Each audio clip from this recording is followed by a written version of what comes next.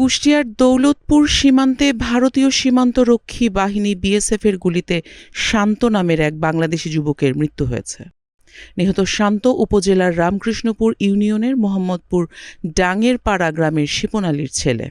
BGB সূত্রে জানা গেছে, ৫ ডিসেম্বর রাত ২টার দিকে উপজেলার রামকৃষ্ণপুর ইউনিয়নের আশ্রয়ন বিওপি এলাকার সীমান্ত পিলার ১৫৪/৩ এর কাছে এ ঘটনা ঘটে।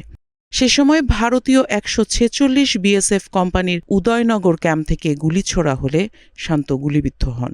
বিএসএফ গুরুতর আহত অবস্থায় শান্তকে ভারত সীমান্ত থেকে ধরে নিয়ে মুর্শিদাবাদ জেলার হুগলিবাড়ি থানায় হস্তান্তর করে। সেখান থেকে হাসপাতালে নেয়ার পর চিকিৎসাধীন অবস্থায় তার মৃত্যু হয়। স্থানীয়রা জানায়, শান্ত ওই এলাকার শীর্ষ অস্ত্র ও মাদক ব্যবসায়ী হিসেবে পরিচিত ছিলেন।